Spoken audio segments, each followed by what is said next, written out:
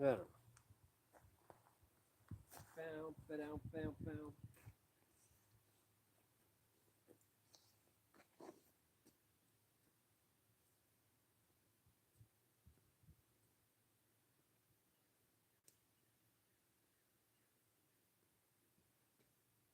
I don't know anymore.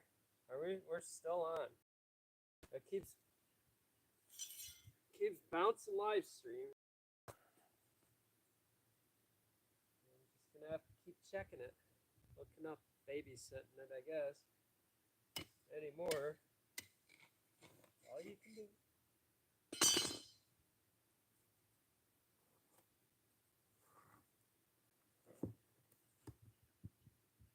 Seems like it's working now.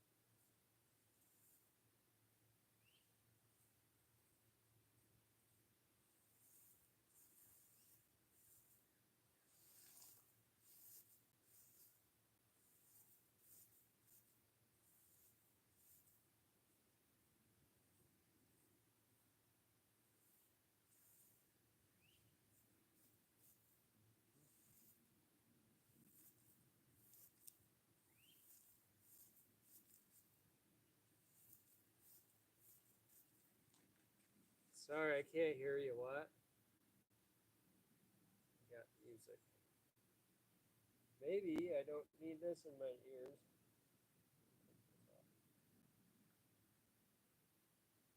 What are you guys yelling at me? Love those headphones. They're pretty cool. They have music in them. Now, I had to reset this. Now, it's acting funny.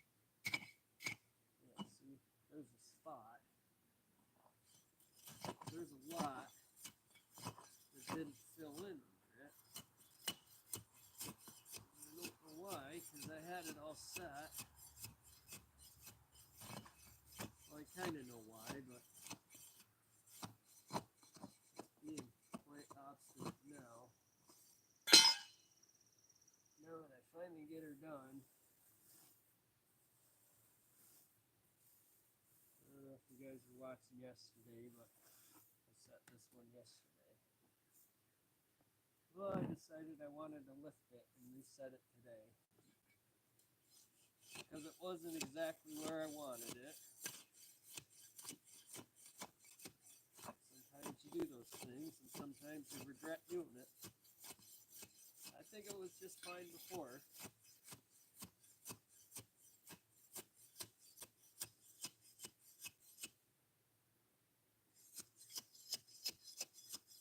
I mean, it's closer to where I wanted it the first time. Now it's closer to where I was trying to get it to before. Not exactly there,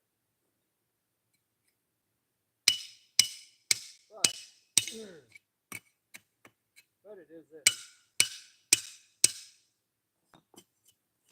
should be all good.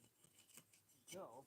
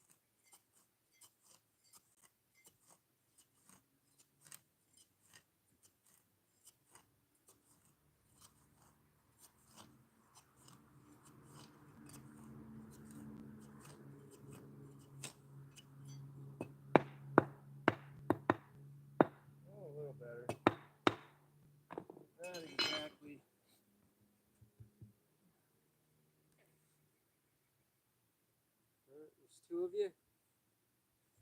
Hi, two of you. Hi, two people. What's going on out there? You guys ever wonder? You ever feel like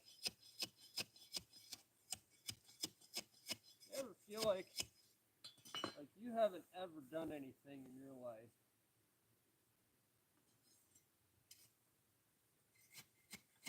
to, I mean, you don't have a criminal record, you don't have a background or history of any kind of bad activity or crimes or whatever, but you ever feel like everybody's looking at you and watching it? Like they know something about you that you don't know, or people are weird. I don't know if it's just is it how we've all become now, where we all our natural defense is to side eye. Like, is that what they call it? Side eyeing each other now. Like, they'll be like, "How's it going?" You'll be like, "Good. How are you?" And they'll be like really, really suspicious of everything. Is that how people are comforting themselves now? Or did I actually do something? I mean, if I actually did something to make all these people leery of me and suspicious of me, I would love it if somebody would tell me, because I'm kind of getting, I'm weirded out by all of it. I mean, it weirds me out. Like, y'all are being really creepy. Like, you ever feel like people are trying to out creep, and it's like I feel like I'm being singled out and picked on all the time, and I'm just out minding my own business. I don't know where these people think they know me from, but it's like I've had people hit my car and come at me. It's like there's a TV performance going on. I don't know. Is the cameras out there everywhere watching? I feel like I'm on the Truman Show. Like, literally, have you guys seen that movie, The Truman Show,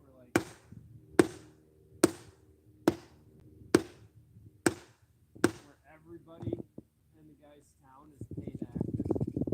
They're all actors, and they all got to interact with him and make him feel like he lives in a normal world, but then he starts catching on, and he starts doing things, and they're like, now the actors are freaking out. They're like, I don't get paid enough for like they just start yelling it out, right? Like out of nowhere. Like, I don't get paid enough for this. When he starts figuring out that he's being watched, or that something's going on with him in particular. I mean, I feel like I'm in the Truman Show. I really feel like my YouTube channel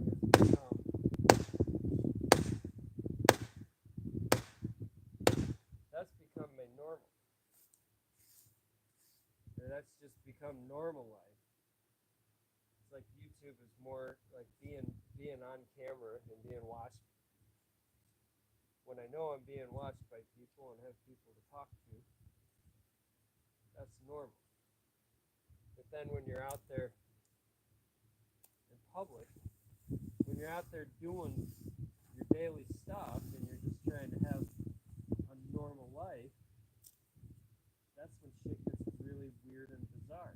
And you know what's really weird is like, I did see one of those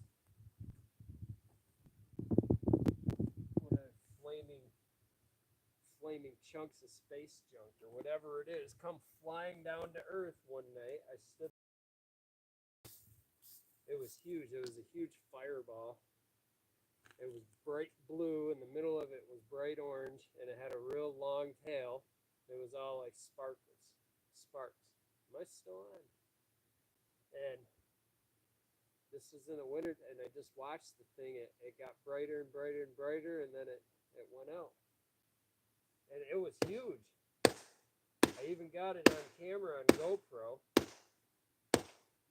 And even though GoPro diminishes the crap out of everything, you can see it in the video. It's like, you know, the glow. It's actually something that's burning up on re-entry. It looked like, I mean, if you think about it, look at this, it's like somebody threw a big engine block from space, or maybe it was a school bus sized chunk of space junk.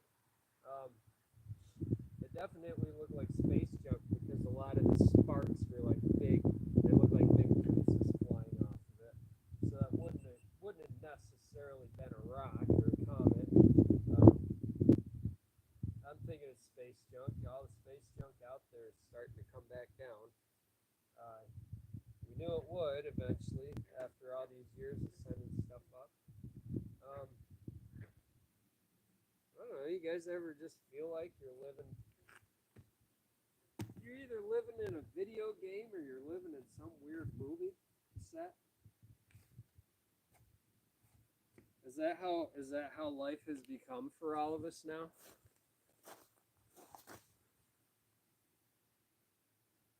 There's all the two of you here. Cool. But I don't know. It's like I've actually played these video games where, you know, you've got the alien force that's taken over, the master race of alien or whatever, the evil invaders, and they're disguised as people. Like they'll be like the cops will show up and the cops are shooting at you. Then it becomes aliens, the Martian invaders. They look like the guys from Fifth Element. There was a game called Saints Row. That's what I'm thinking of. The game called Saints Row. Was kind of a fun game at first, but then it just kind of got dumb and redundant, and I couldn't figure out how to go any further because you got these pod centers that you're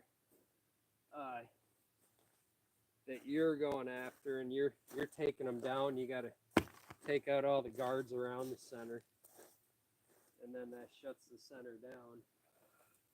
Well, they got them like up on rooftops now, and I've been trying for like a year. I can't figure out how to get up there. I can't figure out what weapons I need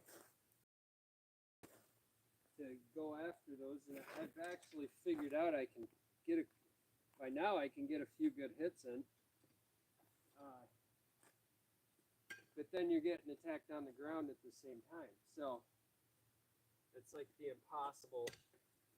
I don't know, they made it so difficult at that point.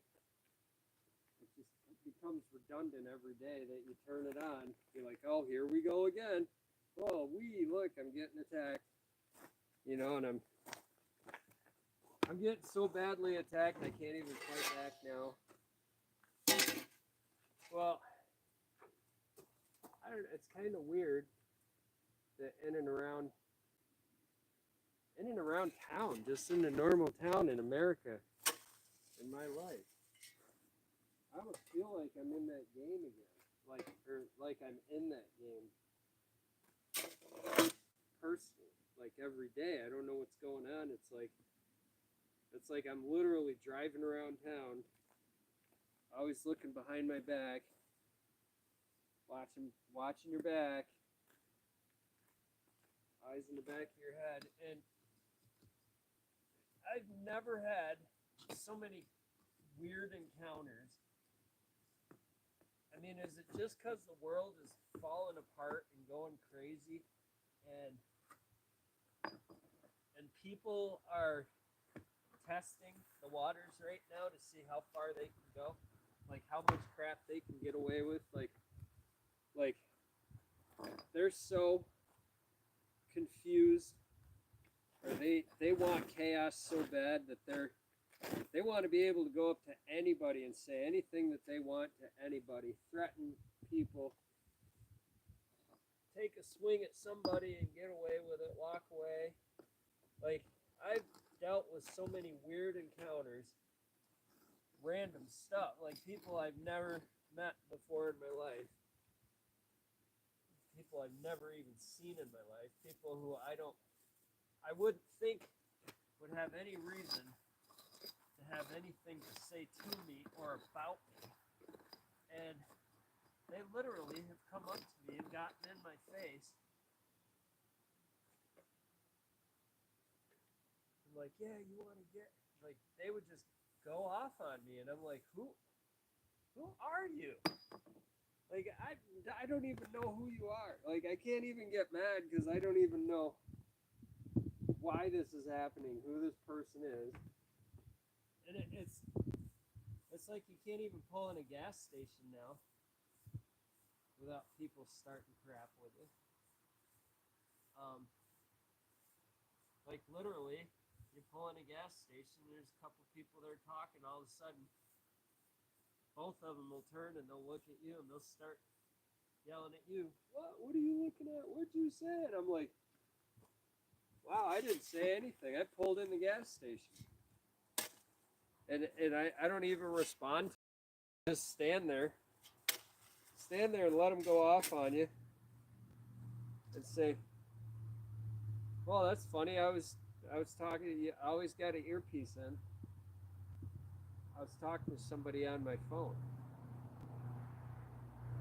And then it's like, yeah, you better have, or they just keep yelling random shit at you, and it's like, but they go away.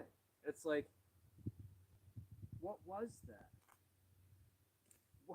Like, I've never, like, I mean, it's happened in the past, especially in the one town where it happens all the time, but it seems to be happening everywhere, because I go around, I don't just stay in one place. So I see it, but is there something out there, is there something that people know about me that I don't know about myself, that I should know about? Because if I did anything to anybody to upset them, I'm sorry for that. And, give me a call or write me an email or send me a text. We'll talk it out. Now there's been people.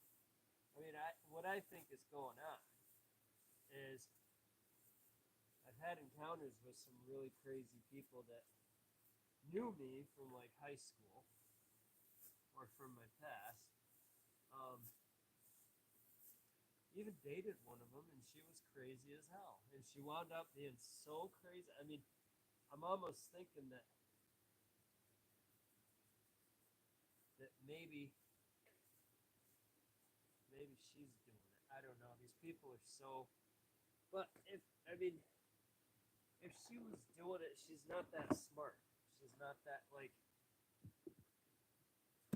she's not that motivated. She's a welfare case. That's why I dumped her. That's why I stopped dating her, because I knew her from years ago. We were friends all over the years. Always friends. She was real cool. I thought she was a cute girl, whatever. And, well, it turns out that she's a bum. She's never worked a day in her life. 40-some years old, refuses to work, always lived off the system, or always lived off her parents' money. I guess her parents are real super rich, come to find out, which I didn't care about. It didn't matter to me when we were dating, because she was fleecing me for all of my money. I was buying dinners and taking her out. buying clothes for her. She wanted to buy clothes, and I mean, there was even times where she would say, "Oh, you know, I really want a pair of pants or a jacket like this," and she'd show me it. You know, if I was out, I'd see it for her, and I'd be like, "Well, I'm gonna get that for her." And she never really seemed to be too grateful. And she had this clothing thing. What do you call it? A pop-up, like a vintage clothing. So I was funding that. I was buying a lot of, like, you go to thrift stores and you'd see stuff that you knew she would want, or you'd take her and she'd show you, "Oh, I could resell that. I could make lots of money on that." And so I was funding that little adventure. Well, this stone's kind of pocky. I might have to pull it and replace it. That's what we're getting a lot of now. But I was buying a lot of stuff for her, and she didn't have any money, and she didn't have any clue about making money, because we'd spend like, you know, $200 or $300 on stuff like used clothes that she wanted. "Oh, I love this, and I love that, and I love that, and I love that." And then she'd be like, "Oh, there, I got lots of clothes to go do my pop-up thing, vintage, whatever, sales." I say, "Whatever. I bought it for you to enjoy. You do whatever. It's not going to break my heart if you go sell it. It's just clothes, right?" Well, and then she's like, "I could take on the world, slay the day. Like, I just made $1,000." I'm like, "But we spent $3, so you didn't make $1,000.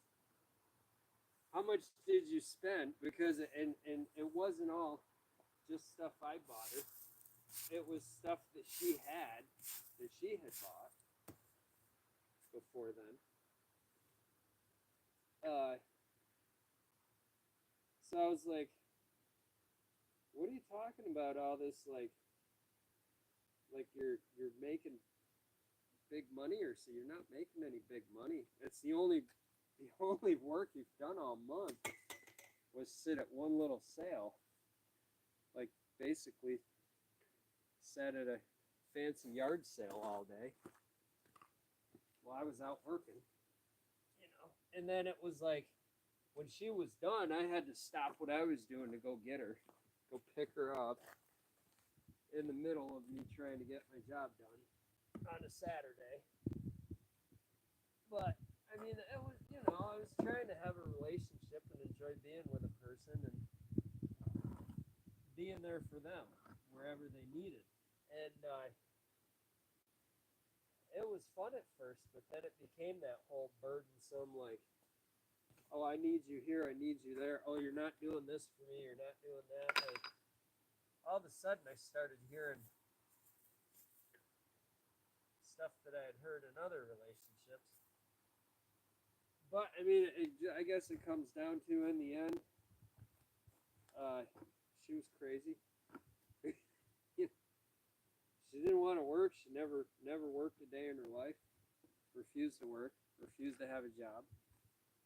She thought making $1,000 one time was like big money. I mean, yeah, it's cool if you got a job and you make $1,000 on a weekend sitting there selling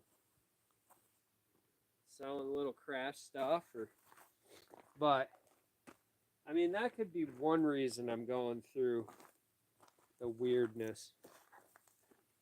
Feeling the weird vibes everywhere. It's hard to say, you know, because there is past relationships that go way back, but I haven't actually been with anybody for like over 2 or 3 years, and all the weirdness is happening lately. And the last woman that I hung out with, we weren't involved. There's no romantic anything. We were just friends. And it's another one of those friends. It's somebody who knew you from years ago who saw you out when you were out doing something. They came walking up and they're like, oh, hey, you know, it's like, I haven't seen you in a while. And they're like, yeah, you know, I've been around. You talk about your past life and who you broke up with and yada yada. And then it's like, hey, well, let's hang out. Let's go out for dinner. Let's go to a movie. Let's, you know. But that was all that it was. I mean, swear to God, guys, like, I was not at all interested. I never was interested in that particular person any other way. But I knew her. I knew her for years. I knew her back when I was married. And that was the thing is I would see her around town then and say hi and talk. And so I thought it was just that.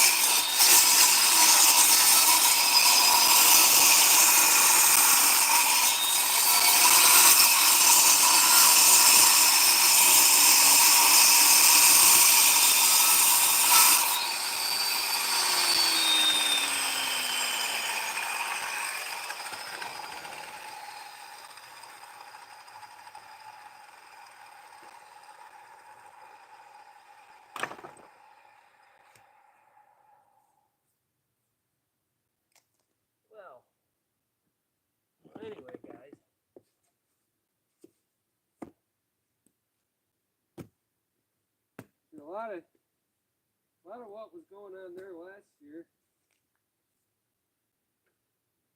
was I was just hanging out, just having fun, with a buddy. I'm old. Been through it. We're both kind of old. How many? Holy cow! There's a bunch here. We're both old. Been through it, and when you're old and you've been through it, you chill. You just say, I just want to hang out, have a good time. If things develop into something somewhere down the road, then cool. But I'm definitely not, especially after the past 2 attempts before that, or past 1.5, because there was another crazy lady in the middle there, who I met up with. She recognized me, saw me in public again, approached me out of nowhere. I didn't even know who she was at first. We hung out for a few days, and then it turned into me trying to get rid of her for a 1.5 years. She wouldn't leave me alone, and she was psycho. So I've been through it.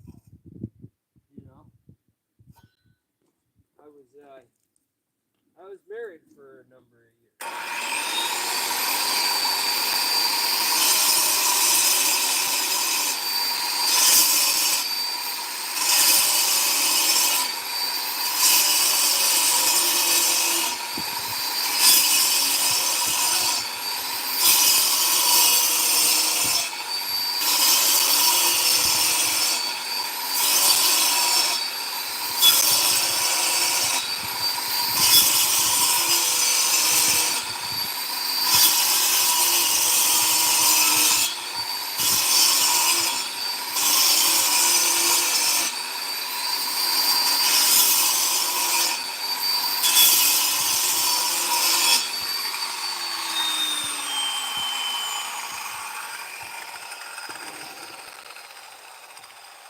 You get old, and you've been through it. You've been around the bull. You've been around a lot of bull in your lifetime, and you're just kind of done with it. So anybody that comes up to you and is like, "Oh, I haven't seen you in years. Let's hang out." And well, yeah, it's a female friend. I like hanging out with women. They're fun to hang out with.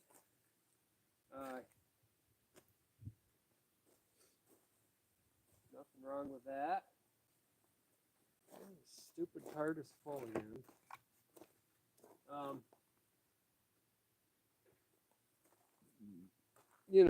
And that's my prerogative as an old guy. Just to have lady friends. I should be able to do that at this point in my life. I'm old. And I've earned my stripes. Been through battle, been through whatever you want to call it.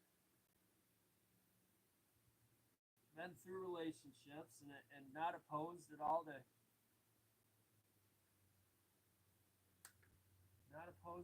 ever trying again, but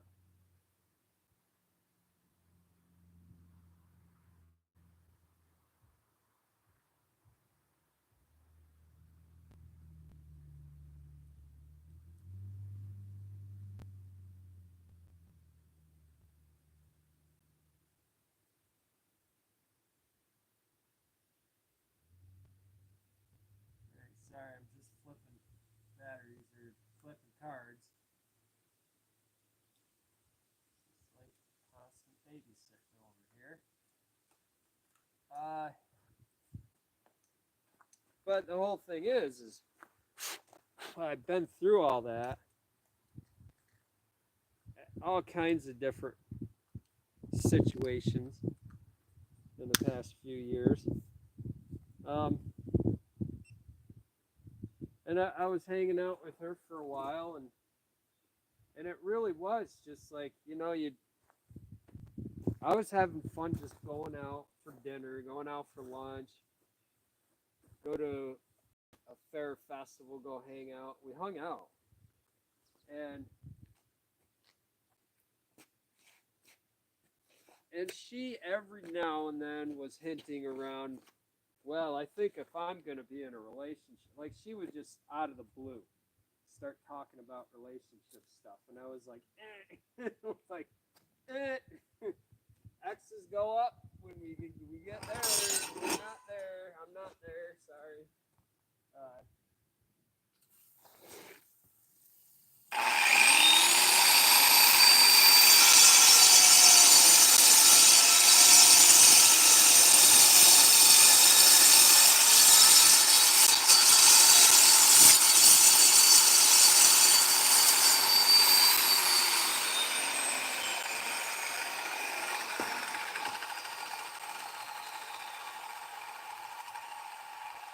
But it was nothing against her. I mean, she's a really chill person.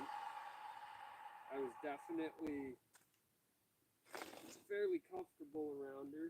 You know, we'd go out and you just have a normal, felt like you had a normal night out, a good time with a friend, and felt like you were doing the grown up thing. You know, go out, have beer, go get some food, or you know, and of course you do. That's, you know, when you have a friend to hang out with, and you have a family event, you invite them to the family event, and like the whole family was, oh, we really like her, and all of it, and I was like, yeah, she's chill, you know. I like hanging out with her too, I guess. She said, where'd you meet her? And I've known her for years. And we just ran into each other. Oh, well, that's done. Now I got to recut again. This is getting depressing. It seems every single stone, this right here, every single stone I go to put in here keeps breaking, keeps busting apart. I'm never going to get this done. Never going to get this done. It's just going to keep going. I was supposed to have this done hours ago. It's supposed to be simple. Just walk in, boom, boom, boom, do a few things. Just level a few stones. No, the corner on this one broke 4 times so far. You know, just trying to get them done and put in.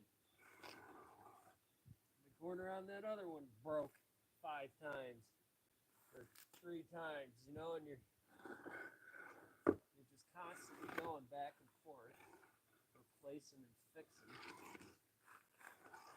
Never gonna get them done. Never gonna get them done. So I'm just kind of wondering.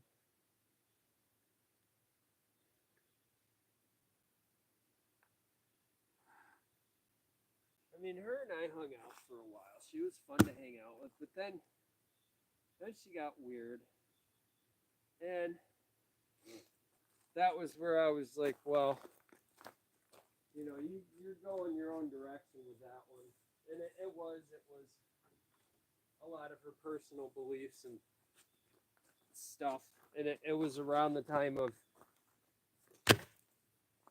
the election, so it became that I was hearing a lot of political stuff, and I don't like doing political stuff.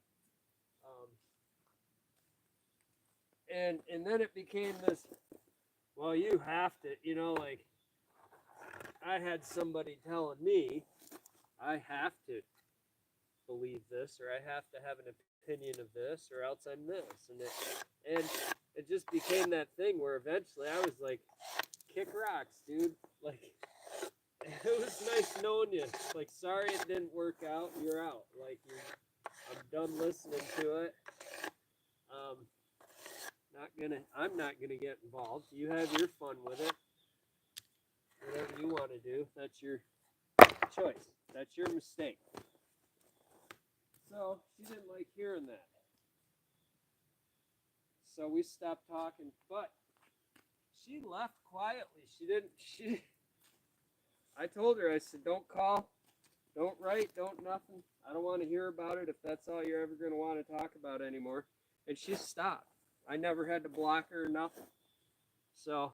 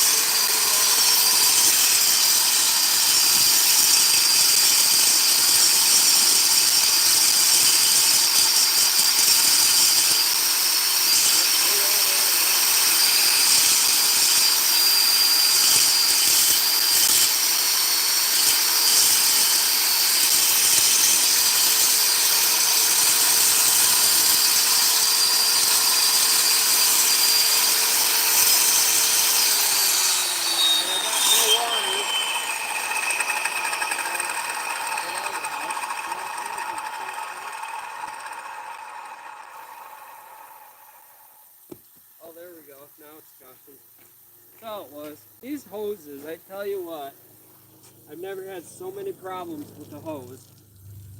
I don't think they make them for their intended purpose.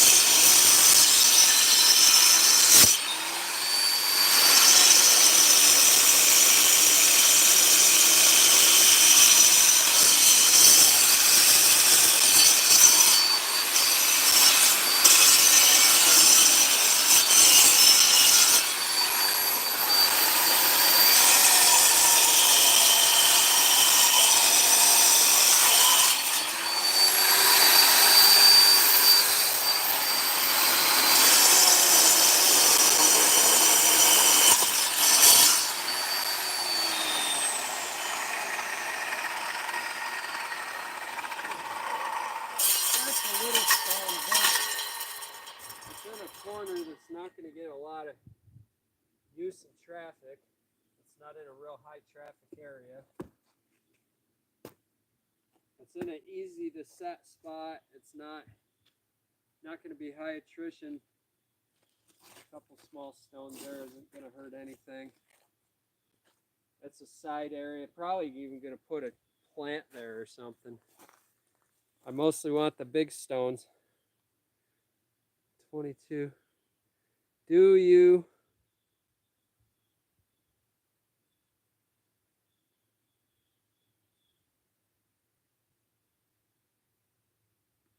Do you have to do that too?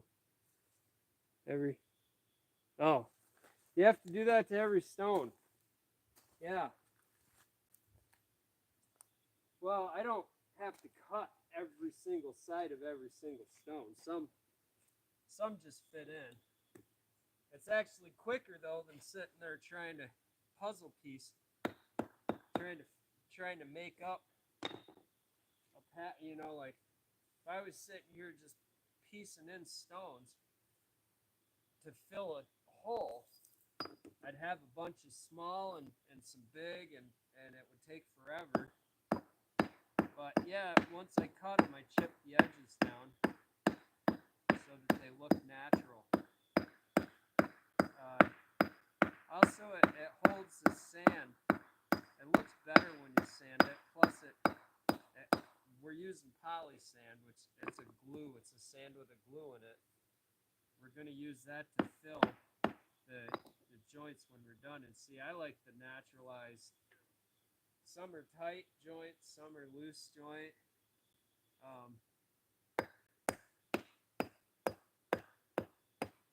So anyway,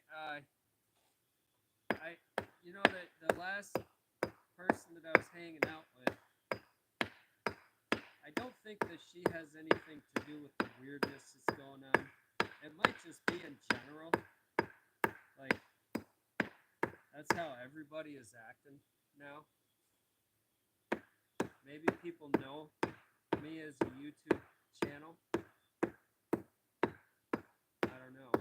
Maybe they recognize me for, like, when you walk in a store, they stare at you. And if you start to have a conversation with them, they get real weird. Like, almost like they think you're somebody who you're not. I don't know. It's really weird to me because nobody's asked me for my autograph. Nobody said, "Oh, I've seen your channel and I love your channel." You know, like I don't think it's because of the YouTube channel. I'm not that big on the channel anyway. Um, Maybe they think I'm somebody who I'm not. Like they think locally I'm someone else that that people have a lot to say about. Because I kind of just keep to myself. You know, I go and I do my deliveries. I do food deliveries every now and then for extra money or for part of my living. Um, and I do that a lot, and I enjoy doing that a lot. But I don't really talk to anybody there, and I don't really interact with anybody besides going in a restaurant and pick up an order and sit and wait for the food to be ready. So I don't know. It's kind of weird. Kind of weird how people act, and people are getting worse. Like things around the world are getting worse right now in general, and I think everybody's just going crazy. I think that's what's happening. Personally, myself, that's the only thing that I can. It's the only thing I can tell myself about it to not let it get to me. Because there's a house, I don't even want to be around people at all. Like I have an event to go to this next week. I'm not looking forward to being there at all because of the way that people are right now. The way that everybody's acting. I just don't want to be around it. That's why I like having this job. That's why I like doing deliveries, because even doing deliveries, I don't have to see you. I don't have to talk to you. I hand you your food and I leave. Like that's it. That's my job. I come, I bring you your food and I leave. We don't have to get to know each other. We don't have to shake hands. We don't have to be buddies. I don't have to know anything about you that I don't want to know, and same about you, and you don't have to know anything about me that you don't want to know about. I don't know what's going on, but personally, I feel like locally I've been getting attacked over the past year, and it's been the past year. It hasn't been a regular ongoing thing. It's really been in the past year. Um, you know, there's people that like say you had for neighbors in another town, and they were horrible neighbors, and you had a few interactions with them that weren't necessarily maybe the best interactions, but they were mostly telling them like, hey, I don't like you. You're a crappy neighbor. You know, mind your own business. Don't don't bother with me. I have nothing to do with you or your dumb family. And could have something to do with that. Maybe they're in town. Maybe they moved to this town now. I don't know. But I don't know. I'm just trying to do what I'm trying to do and have a good summer and get along in life. That's my goal. Hopefully, I'll have a good fair this week, and I won't have to see anybody that I don't want to see. But usually, when you're doing these fairs and festivals and things, you see people that you don't want to see. People go to these things because they have nothing better to do. Then they'll see you there, and that'll be the highlight of their whole event because now they have you to talk crap about. Oh, I saw that guy there. That guy that I know nothing about. That guy who I've never had any interaction with, other than the time that I was being an annoying twit, and he told me to f off because I don't know him. He doesn't know me. You know, I mean, there's times where you get people like that where they start getting in everybody's business in public. They want to see something started. They don't even know what's going on. It's like I was doing a person a favor a couple weeks ago. Their dog, it was hot. It was really hot. Their dog they'd left the car window open with the AC on and the car running, and they just went in the store, like right next to where the car was parked. And the dog had jumped out, and I came around the corner in my car just at that, just right after the dog had jumped out. And the dog is like, so the first thing I see is the dog is up on its hind legs, and it's reared up, and it's on the door of the truck. Like, I see the dog looking in the window of a truck that's parked, and there's nobody in the truck. So, but then the dog is like skittishly running around and jumping around. And so I just grabbed the dog, and I turned around because the dog, in the middle of the road, the dog came to me while I was in my car. And then the dog went and hid in the doorway because everybody started chasing it, gathering around, freaking it out. So I just walked up and I grabbed the dog. And I took the dog to my car and put it in my car. All of a sudden it became this, you can't take the dog, you're stealing the dog. And I was like, no, I'm not, dude. It's 90 degrees out. And I wouldn't have done that had the dog had a collar and a leash. But the dog didn't have a leash and a collar. So the first thing I thought was, okay, she most likely was at the vet's, or she most likely was just picked up or from the shelf or whatever. He hasn't gotten a collar and a leash for her yet. But she obviously, her fur wasn't hot, so she wasn't outside that long. And having seen her going up to the truck and looking in the window, and she came up to me, she was friendly with me. She's awful, seriously confused. So my thing immediately was, all right, contain the dog, get her in an air-conditioned car, close the door. And it became this whole ordeal with these people. You can't take the dog, you're taking the dog, you're stealing the dog, oh my God. And I was like, I'm not stealing the dog.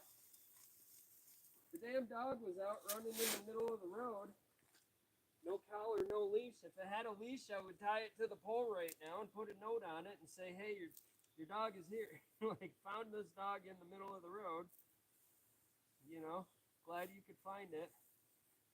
Glad we saved it. But, so these people are going nuts. And it got to the point where one of them was trying to help me, but she was also, like, trying to get to the dog and pet the dog and see the dog. And I was like, dude.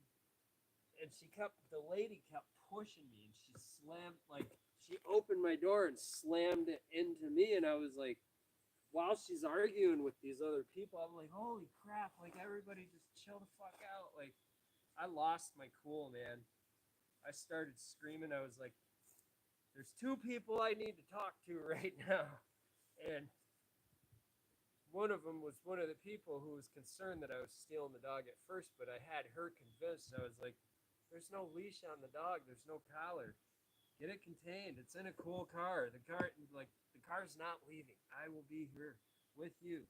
You have somewhere, and like, I started diffusing the situation really quickly. But it's just the way that, and as soon as I started diffusing, like, these people who love to instigate, and they're local people. They're people that you see them around town, and that's what they do. They love to instigate drama.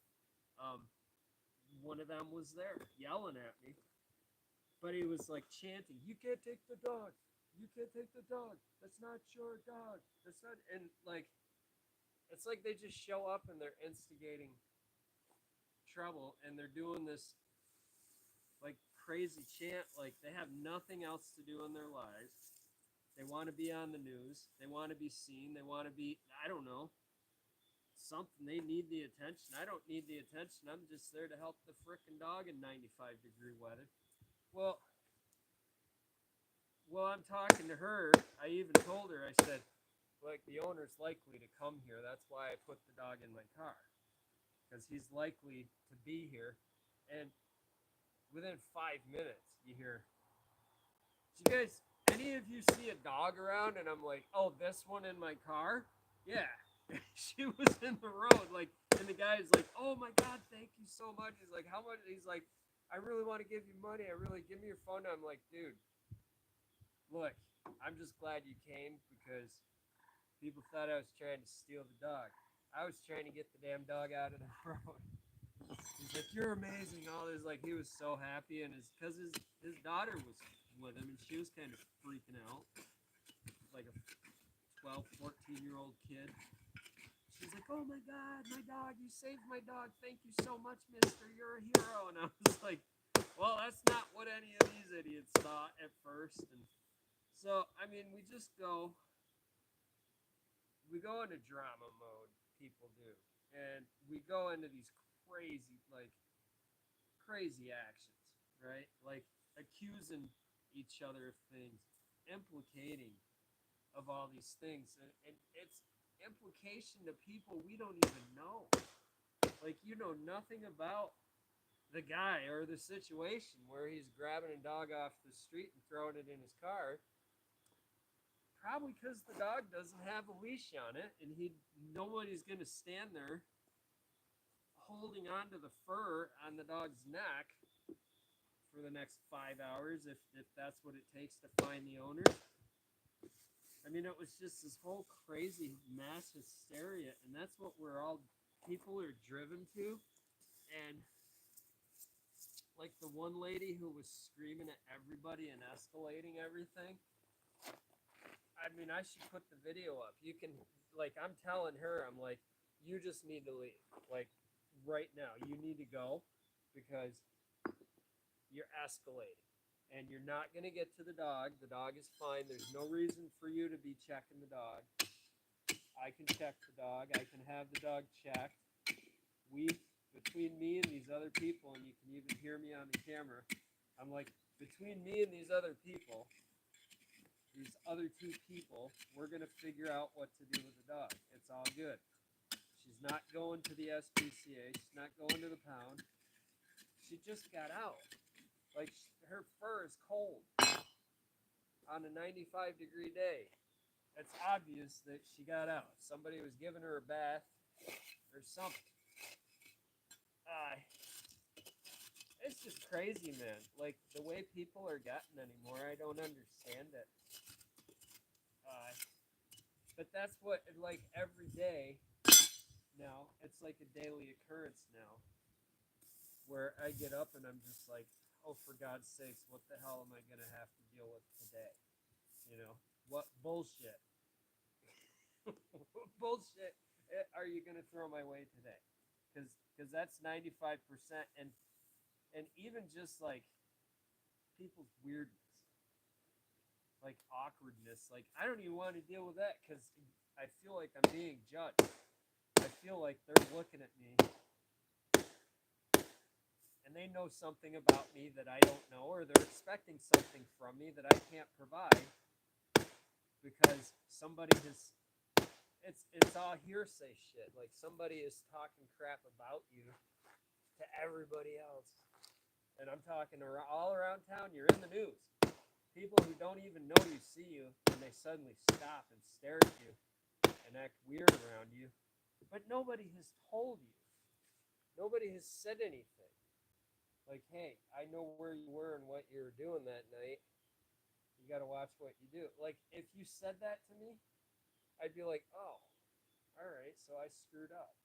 All right, so, yeah, even if I said something that was wrong to somebody, you know, like, oh, okay, like, all right, I'm sorry I said that, you know, like, that's not what I meant, or that's not how I wanted it to come out. I was in a bad mood that night, or a lot was getting to me that night. or a lot was on my mind that day. But nobody says that, and people just look at you weird. They treat you really weird, like you don't belong in your own neighborhood anymore. So is that the way that we're all getting? Like we're all that paranoid, or are we all just that high?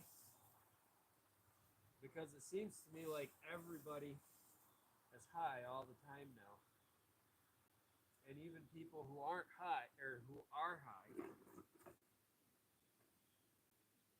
they're high so much of the, they have to be high all the time, and they lie about being high. Like, oh, I don't even like that. I don't even smoke that stuff. You walk around the corner and they're sitting there smoking. Big old duber with a bunch of people. I thought you didn't say. I thought you said you didn't even smoke this stuff. You know, like I don't have a problem with it. I don't care what you do. Maybe I smoke it too, but I don't sit there and talk about it. I don't talk with other people about how good of a smoke I had or how bad of a smoke I had. I don't understand what's going on with the whole social construct of things. Like I think did COVID really screw people up where they don't even know how to be social with people anymore? Like properly social, like just decent, you know?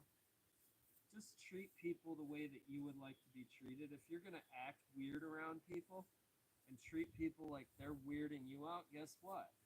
Maybe they're gonna start treating you like you're weirding them the hell out. You know, and that's how I started. It's like this whole we're out weirding each other out all the time, Five. Like everybody's trying to do that now. And people, it's like, okay, like this house that I'm working at, like the two daughters, it's just people are so gossipy and weird that like you see the two daughters in town. You see and you see the clients in town, and the clients are all nice to you and everything, and the kids just act like you don't even exist. But then you find the kids posting something about you on Instagram or Facebook, like posting a picture of you in the truck that you drive, and like, this is a guy working at my house right now, and that's what they're posting, and it's really kind of creepy. You know, it's like, what the fuck, dude? Like, what? Like, our kids raised that retarded now, where it's like they just post on Instagram. They post a picture of a truck and a guy, and they're like, "This is a guy working at my house right now." It's almost like here, like they're setting that guy up for disaster. They're setting me up for disaster. They're hoping to have some kind of big million views following. Oh, that guy, he's an international most wanted. Yeah, he's from Juarez, you know, like, oh, he's not.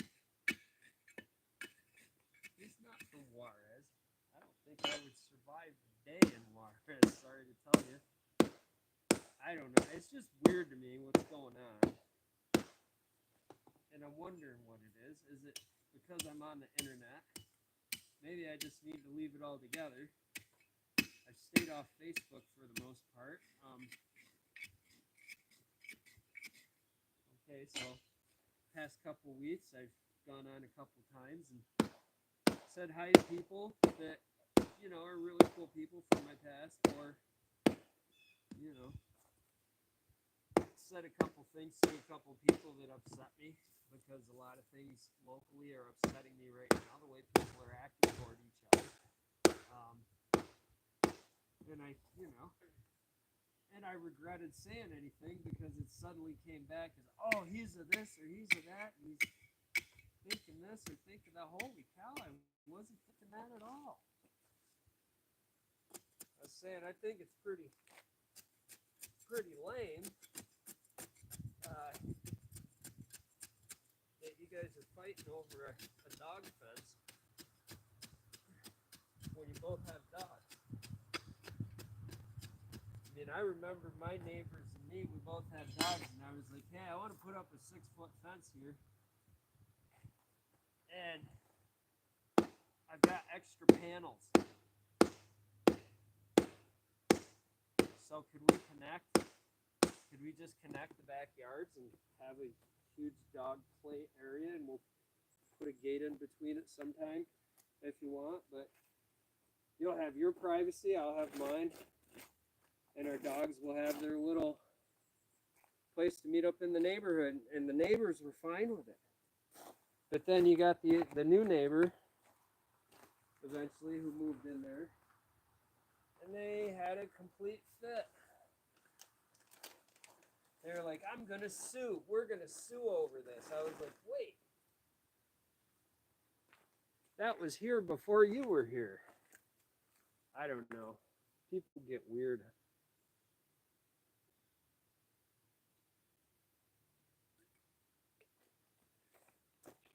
Life is weird, guys. People get weird. But we're slowly working away here on this stone project. And it's all you see is these little tiny stones here in the corner, just because I don't have a lot of big stuff left, and I don't want to lose it. I can't see anything with the sun.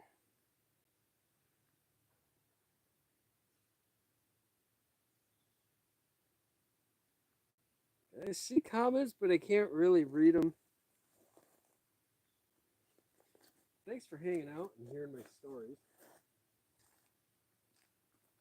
So I think if you want to get to know me, that's the way to get to know me, is hearing some of the crazy stories I might have to tell. Because people are crazy. People will drive you crazy.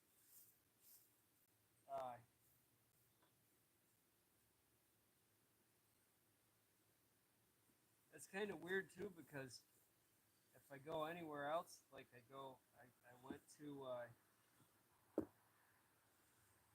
to an auto race in a local track.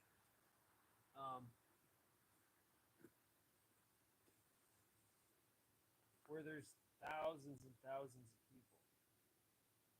You know, it's a big track where people hang out all weekend. And it's like you're having a good time with your family and you're hanging out. You're not talking about anything that anybody should be listening to or worried about hearing you say. You're with family and you're talking with them, or you're not saying anything at all. And these people literally are looking at you and following you around like they know you from somewhere.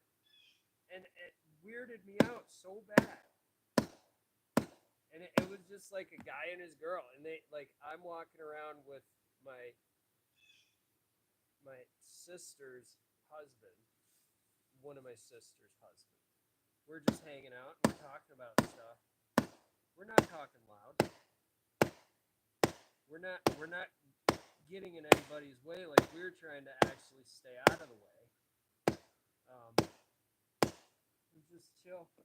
And like, this guy and his girlfriend kept looking at us, and like, if we moved, they would move.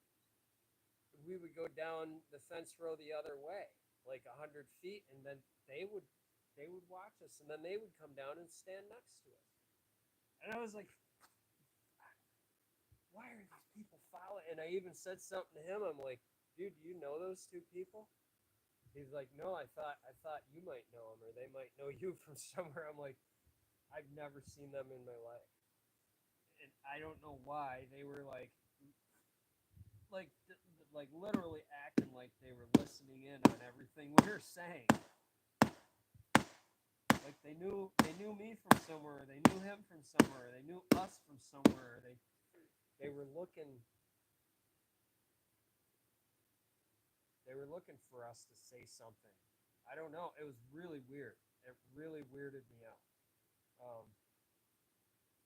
I'm sorry to get so easily weirded out by stuff like that, guys, but I mean, I do get weirded out when people act that way. Like they're following you around. You've never seen this person before in your life. You have no recollection at all. I mean, if I had some recollection of that guy or the girl he was with, I'd be like, I would have said, like, oh, hey, how's it going? Been a while, you know? Or oh, it's you again. Can you leave me alone? You know, like, I'm so sick of you. Like, I don't have those kind of interactions with people. I don't really have, like, I don't go to churches. I don't really have connections, groups of friends. I don't have enemies.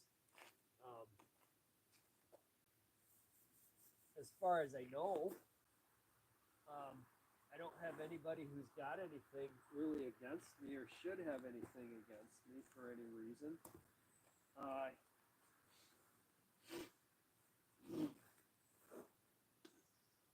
mean, I've had some encounters with other YouTubers. When they were getting big, they were harassing friends of mine and trying to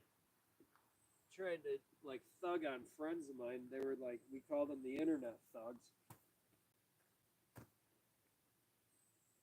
But that was like I was babysitting a Facebook group then. And the guy who was big on YouTube at the time and being a jerk to everybody, I had actually helped him build his channel up to get big.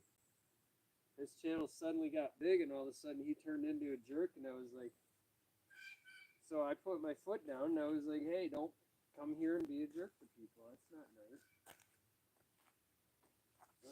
But I don't know how those people get popular, because I'm never a jerk to people until they ask for it. If they deserve me getting mad and saying something to them, or being mean to them, I will. But it's personal. It's at that point where they're coming after me personally.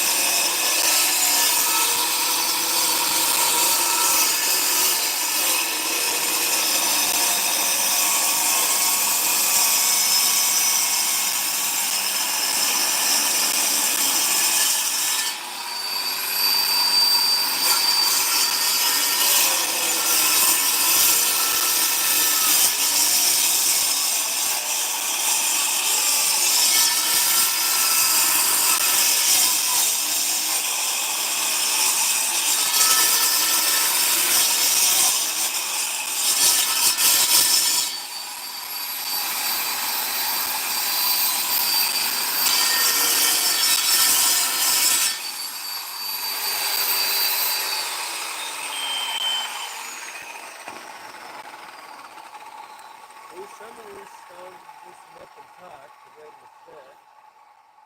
This one's funny too because it's got two different levels, literally. So it's going to go funny here, but it's on the end.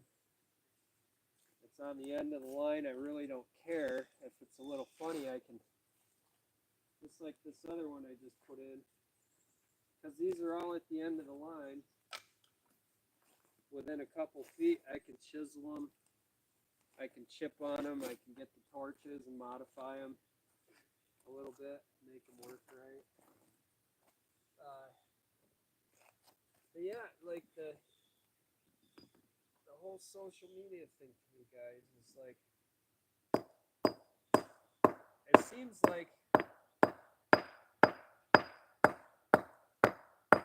like about 8 years ago. I think we're going back to how we were 8 years ago towards each other. Like, it seems like things were getting pretty vile on social media then, and a lot of people were leaving social media then because of it, because of the bad atmosphere.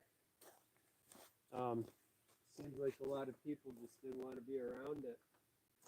I know a lot of people that left social media back then, and I was pretty into it. I was running a couple of different groups for friends of mine.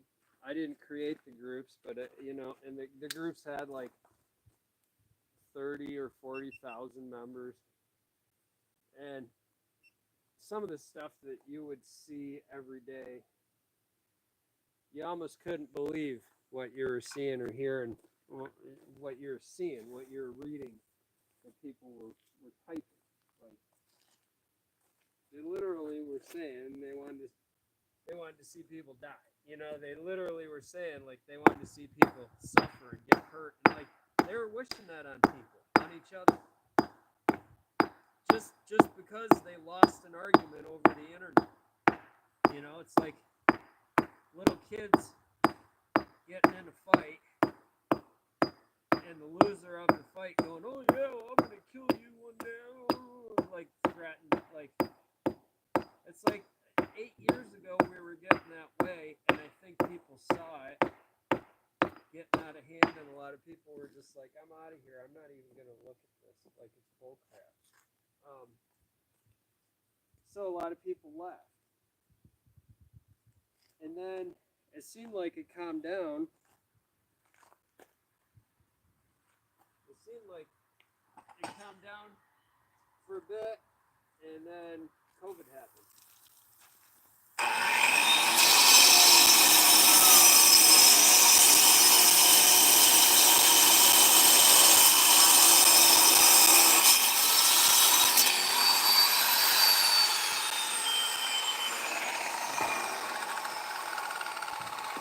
And I'll tell you, it seemed like COVID, everybody was pretty decent and wanted to be like, everybody was pushing this like social revolution over YouTube, and it was great for all those sites because everybody was alone. Everybody was quote unquote in isolation, which I don't know how much of that was actually true, because I was never in isolation during all that. I mean, I was, but I think it's just the whole stigma of, oh, they're saying isolate, they're saying go into hiding, they're saying like desocialize, like we're all shutting down the social construct now and reinventing. Like, it was more of a, I don't think anybody actually socially isolated like they said that they were, because I never saw it. I was out and about during the whole thing. I was working. I still worked. I still was going around. The only difference, and it seemed like everybody was out and about and still going around. The only difference is when you had face mask mandates. That was really the only difference. You still saw a lot of people out. You still saw people doing stuff. People still talked about it too. Like, it hasn't affected me any. I'm still busy as hell. It did not affect the landscape business. I mean, it was kind of positive because you did have a lot of office workers that were now working at home and didn't want to look at the weeds in their yard, so they were calling us all the time. We were over there all the time in a lot of places, and like during COVID, I hung out at people's houses. It wasn't really. I don't remember social isolation. I don't remember like this great quiet coming over the whole world, where we are all completely socially isolated from each other, like animals in cages or whatever. That's not how I remember it at all. I mean, like what they did in Italy was a different story. They shut the whole place down because it had Italy is 3 borders of water, and the other border is where a lot of nations come across. So they had to shut the country down because the country itself was under great threat if it had kept those borders open. And two, with the whole COVID thing, they didn't know what else was coming in. You know, they had, when I was there, they had Ebola warnings because they're near Africa. They get people from Africa. They get products and all kinds of, they get machinery that comes over from other countries that could have stuff in it. It could have a certain type of bug or a certain type of rodent living in the piece of machinery, you know. I mean, we get that stuff here in the U.S., but especially in the East Coast, a lot of this stuff's not going to survive because we get so much cold here, so much cold weather. Anything that comes from a warmer climate is going to have a hard time adjusting to here and surviving, whether it be disease or whether it be animals or plants. There's a lot of our country that's cold weather. But we also have a pretty strict means of checking stuff in at the border and sterilizing and inoculating.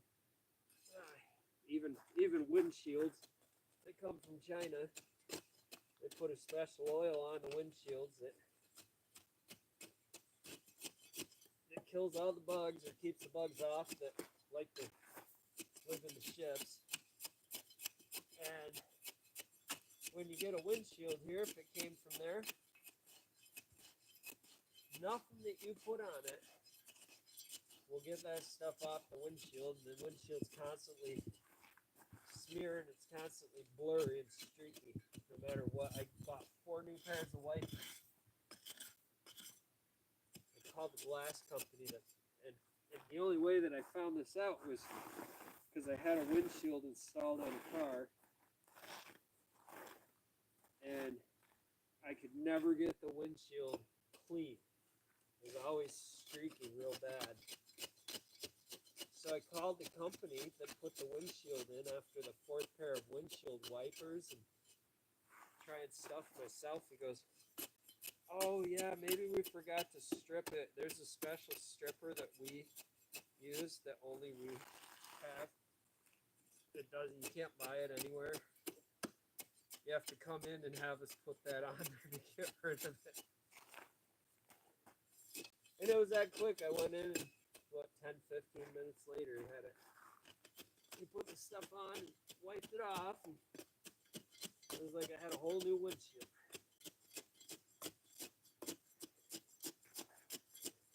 But you gotta think, like, I don't think we were that socially isolated. Most of it was in our heads. Most of it was just, if you work in a public place, you're either going to have to take extreme precautions. Like, people were wearing masks and gloves. But, you know, I saw the most idiotic shit in the world during COVID. You see people with a welded, like a metal cutting face shield and no mask. Like that disease is not going to come up under and from the sides and get inside that dome of plastic and get trapped in there and force you to breathe it in. If the mask was preventing you from getting the COVID in you, which I don't think it was, personally, unless you were wearing a full, I mean, you're talking not not just a respirator with cartridges. You're talking a real respirator system with a full airflow and fans, like the little, it's got the helmet seal. It's got the cartridge is down here. It's got the full fan. That's a full respirator unit for all conditions for biohazard stuff, for paint, spray painting and boost chemical. If you can breathe in paint fumes, you can get a virus. And those dust masks, any cloth, I can smell paint fumes right through those. Those don't stop paint fumes. So that means that none of those masks were protecting people. They're saying, oh, it's the N95. It's the N95 that's a dust mask. It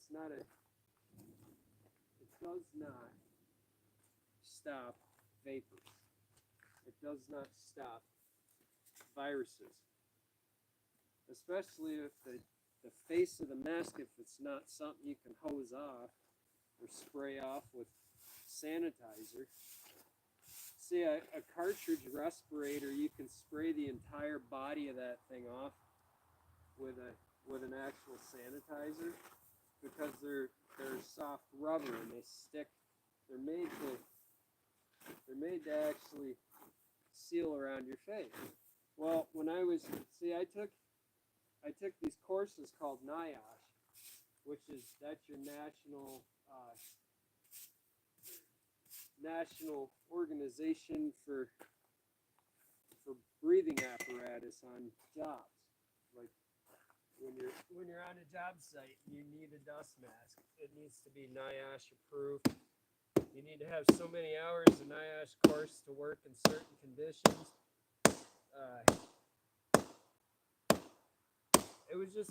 It was so ironic seeing the news and hearing all these experts on all this stuff with these dust masks that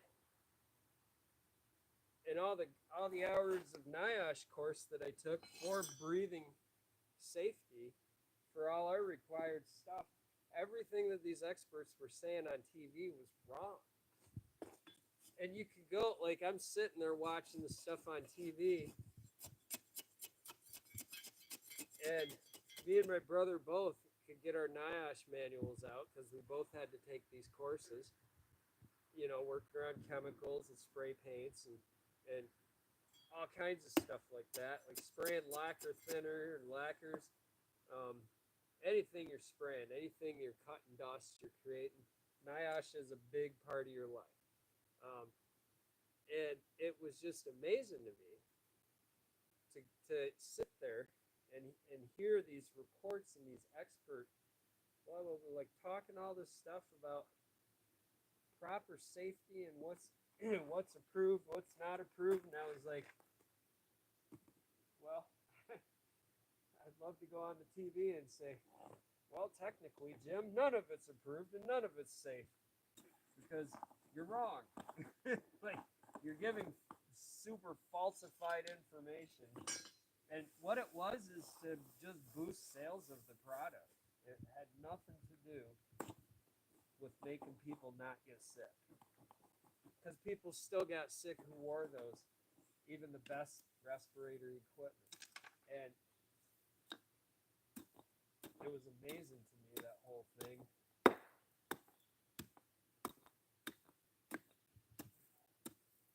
Where it seemed like, and they still won't say, but it seemed like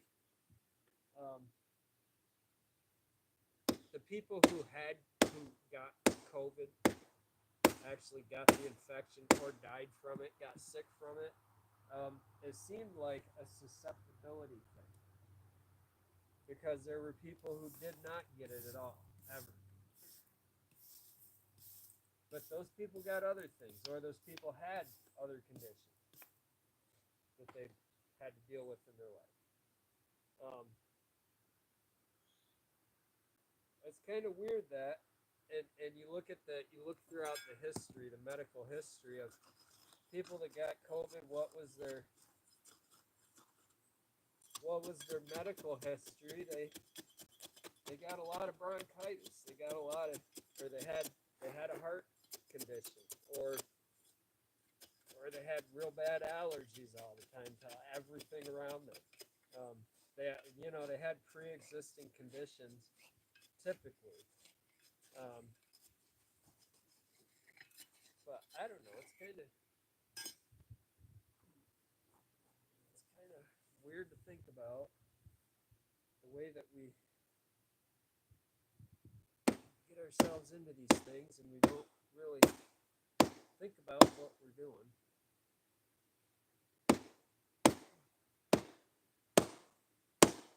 I don't know. What do you guys think? Is life becoming an altered reality? Are we just becoming that way in general as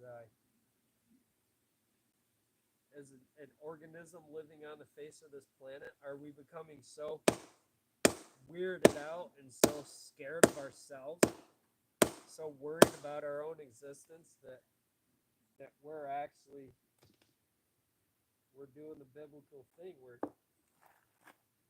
causing our own problems. You know, they say it, and they say it right in all these predictive videos and books. Everybody says it. Oh, we knew it. Look, it was right here. Well, yeah, of course. People who say they don't listen to that or read any of that, they're going to that kind of thinking. And it's like we're just gotten to the point where we don't listen to anything. We think we're reinventing. We think that we're inventing everything right now, and we haven't invented a thing. It's all been told to us. We just are not very good at listening. So that's my take on it anyway.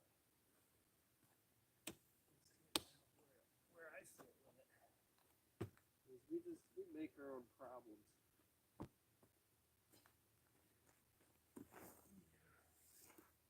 And I try not to make my own. What do you guys think? I think it's a glorious night out.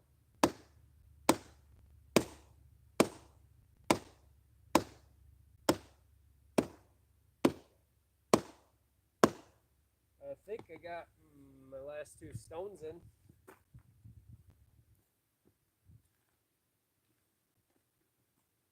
Sorry I ramble on a lot of stuff.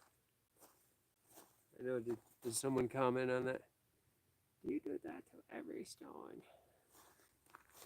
Do you do that to every stone? Yeah, I don't see any other comments, guys. Well, thanks, yeah. We're here. We're hanging out. And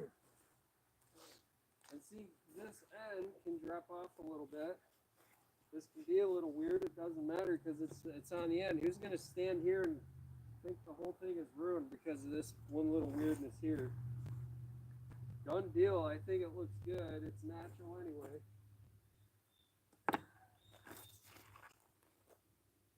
Well, so you can tell me that I'm wrong too.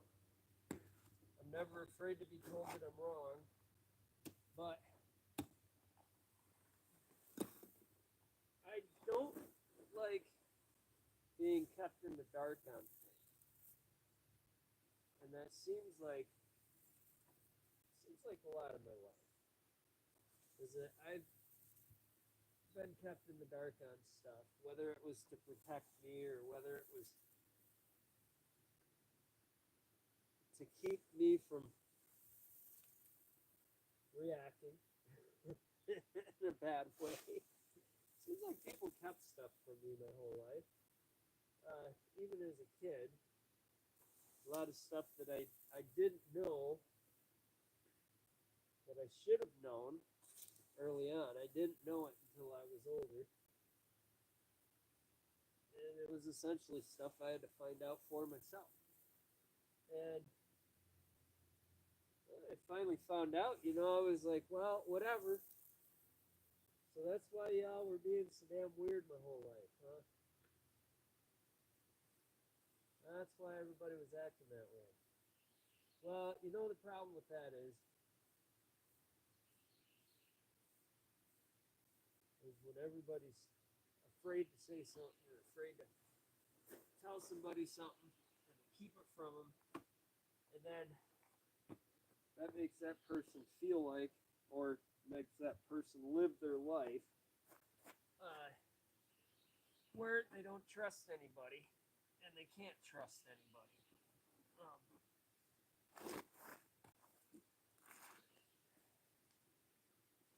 It's not like a reaction like I did this because I couldn't trust anybody. It's just like I just can't trust them. I have no trust. My trust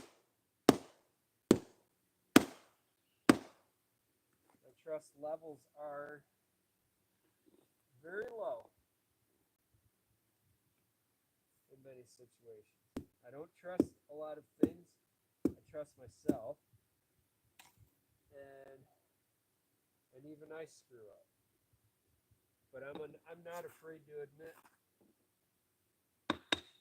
my mistakes or my problems if I screw up.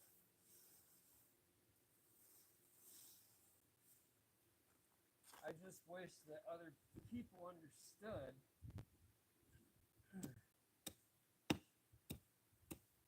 that I know I'm a mess. I know I'm a screw up. I know that I do screw up.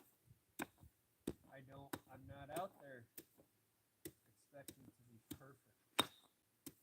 I'm not out there expecting other people to be perfect at all. I mean, if I rely on you for something, if you're telling me you're going to do something for me, and you want me to wait around or depend on you to do the thing for me, if I'm giving you my time, and you're telling me that it's going to benefit me to give you my time, then I expect it to benefit me in the end. And if it doesn't benefit me, I get pretty quickly disappointed with it. But that's just life. That's how we all can be.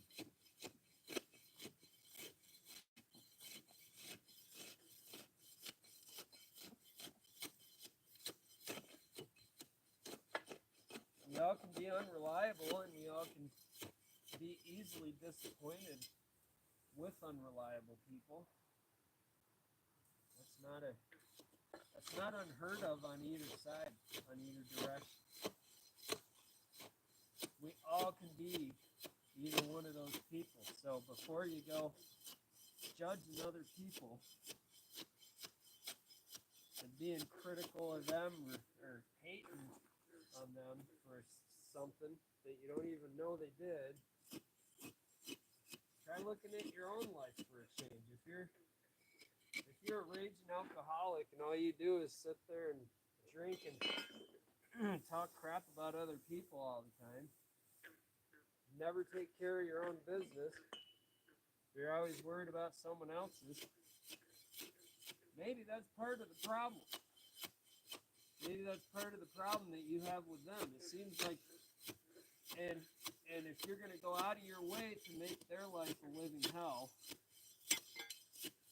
and try to destroy their life and never look at your own problem, well, you're the one who's destroying. The only life you're destroying is yours and the ones around you. You're not hurting that person at all, actually, because you don't know where that person's been. Maybe they've been through it themselves, and they've already destroyed their own life, and now they're trying to pick it back up. You guys thought for an hour and a half you were going to listen to me just bitch about shit, didn't you? If you got this far in the process of watching me, listening to me yammer on, now you're getting some wisdom. And I think it's important wisdom, because this might sort of tell you where I'm coming from on these things. That my experience with it is, like I was saying before, these people, it seems like people are acting weird to me, like I did something wrong to them, or I have something for them that I don't know that I have for them. Maybe it has something to do with sobriety and trying to be sober and trying to be better at being sober. Because that's something I've been working on for quite a while now. I've been working real hard at it to try to get myself back in order. But a lot of trying to be sober is realizing that the problem is not the alcohol or the cigarettes or the drugs, or the problem is you. The problem's inside of you. A lot of us don't need those things in our lives, and a lot of us do turn to those things, or have in the past. But even just with overeating, I mean, sobriety is more than just alcoholism. It's more than just drug addiction. It's anything that if you're going to look at it and go, I can't do this, I got to stop doing this, I'm sad about it, I'm depressed about it, it's getting so bad that it's freaking me out, I got to stop doing it. That's the first step. That's the first step to getting sober, or being conscious of sobriety. It's the first step to wanting to be sober. We all go through it. I don't care who you are. We all go through it. And overeating, junk food. McDonald's is a freaking drug, man. I don't care what any of you say. McDonald's is one of the worst drugs.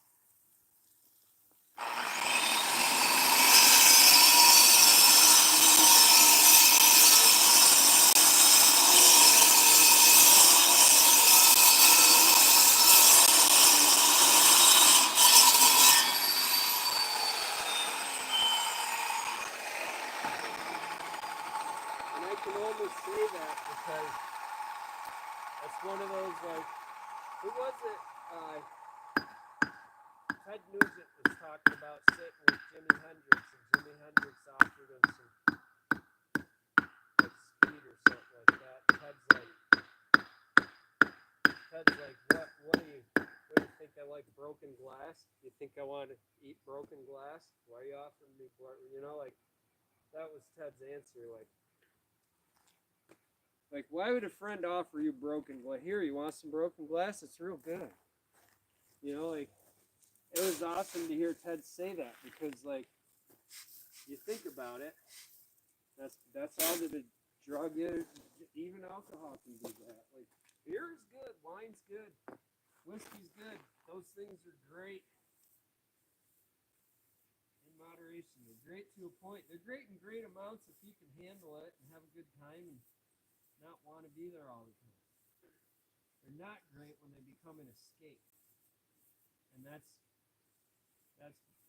rule number one in addiction. Addiction is, first, it's an escape. Whatever you get addicted to, it's your escape from problems. It's your escape from reality. Had a bad day? Gonna go home and pound a few beers. That's addiction. You're starting addiction. You may not be addicted to it yet, but you will be soon. And the problem with it,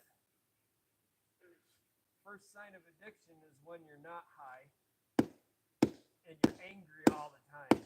You're unhappy when you're not in your altered state. As soon as you get your altered state, you normalize, and you go into, when you become productive because you're drinking, or because you're high, or because you're overeating, that's addiction. That's the problem. That's where it begins. That's the warning sign that you're going down the wrong path with yourself, and you're gonna need help. You need help now. You're gonna get to that point where you're gonna need help, and don't let that help be the law, because that's just a bad road to go down. I mean, something's as stupid as addiction, something as stupid as bad habits and desire. You know, something as bad as doing something that you like to do, getting you in trouble with the law. That's just pointless. That it defeats the whole point of being free and having fun doing stuff. Right? If it's gonna get you in trouble, if it's gonna get you in court, answering for yourself all the time. I don't like answering to nobody. I work hard. I work for a living. I'm free. I can do what I want. I should never have to answer to anybody for anything. Especially now that I'm young and single again.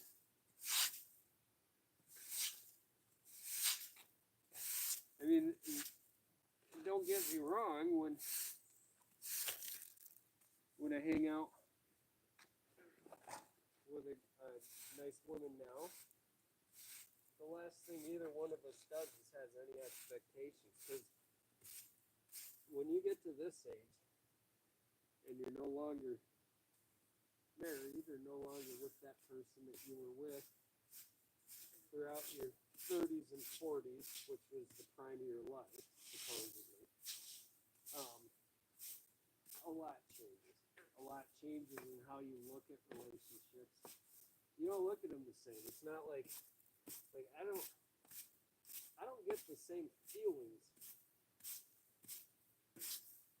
just invested feelings about someone that I used to get 10 or 20 years ago. Because you learn to be cynical about it. You learn to say, that's not how it goes. You know, it's not happily ever after. There's no such thing as happily ever after. So, I got my pieces in. I think it looks fine.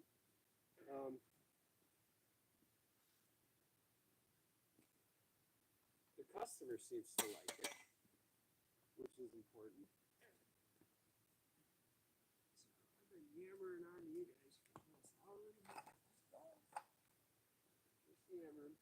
Saw me do a bunch of stuff in that little corner. I got it done. That was the goal. Get that little corner done. I wanted to get this at least to this point. I got 2 more stones to put in to finalize. And then, I got 1, 2, there's 2 over there. And then a little bit more extension off the back end of that. I may leave all that until I come back. There's nothing wrong with it now. It's not going anywhere.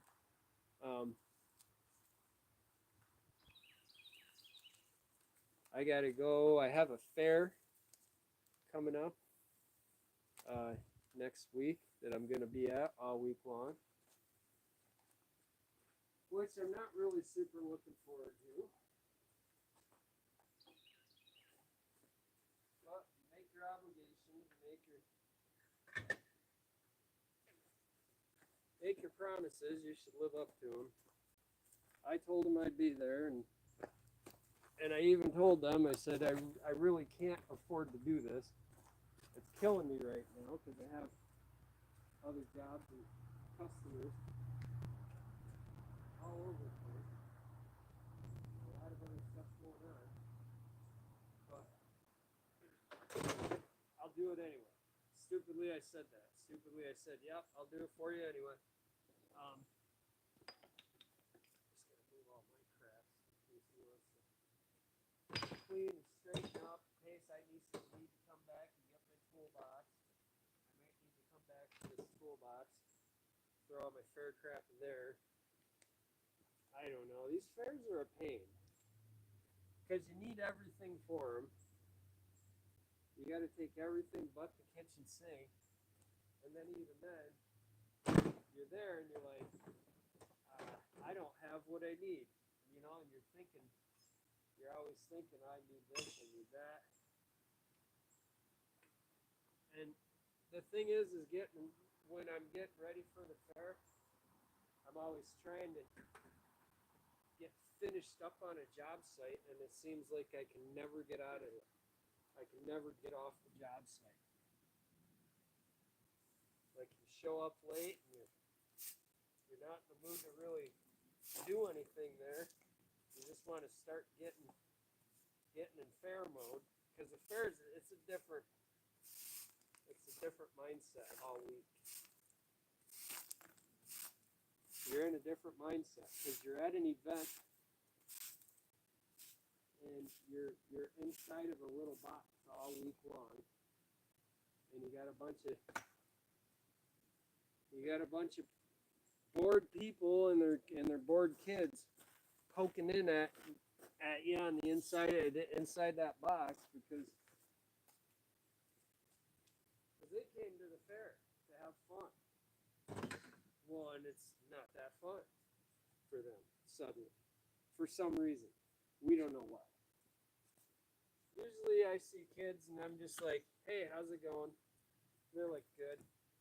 And it's like you got to be fake. You're like, so you guys having a great time at the fair? And they'll be like, it's all right. You know, it's like, that's what it's all become now. Because fairs aren't really, that's not what kids want anymore. And I even remember when I was a kid, we go to the fair and they'd be like, how was the fair? And I'd be like, there's no, like, I would be mad because they weren't having the races that day or that night.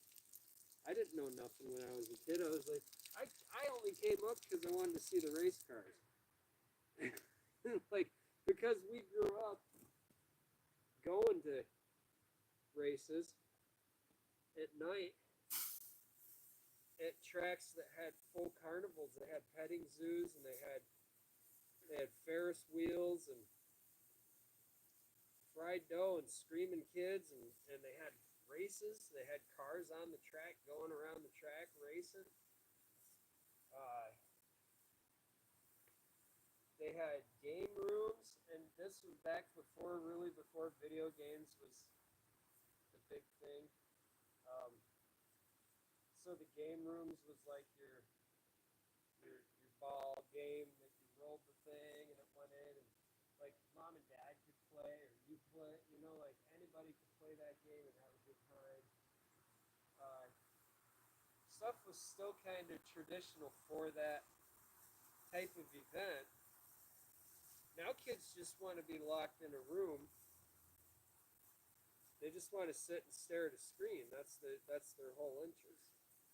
You get them interested in things outside, and you're lucky. But even there, things outside are kind of, you know, like if they're into digging and operating machinery and doing gardening and stuff like that, it's usually because that's what the parents are into. It's usually because they grew up with it. They were taught that. But I mean, a lot of stuff now is like, even little kids are like, yo, I got to worry about how popular I am on the IG, or I got to worry about my stats, or I got to worry about my whatever, my followers. I got to impress my followers. And it's like, I don't know, you're an 8-year-old kid. Why are you worried about anything that anybody else has to say about you who doesn't even know you? You know, when we were kids, we didn't care what anybody thought about us who didn't know us. Of course, we weren't exposed to the world the way that they are now. a lot different. It's a lot different growing up now than it was then. I mean, we had a lot of scary stuff, don't get me wrong. We grew up with a lot of myths and legends and monsters in the closet and dragons and, you know, you didn't know one day to the next what was going to happen.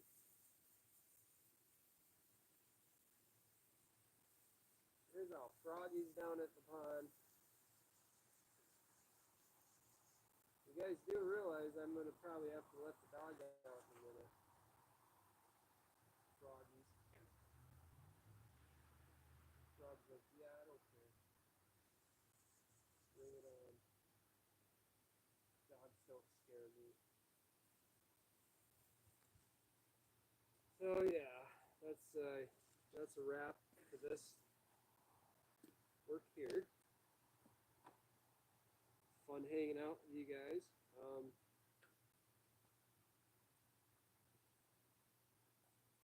do talk a lot. I talk a lot about a lot. Most of it people don't really care about. Don't want to hear. That's okay. You can turn the volume down, or you can always go to a different channel. But, yeah, we're about 2 hours. So, thanks for hanging out. We'll see. I'm just doing this to see how many views I get anyway. So this may or may not stay up.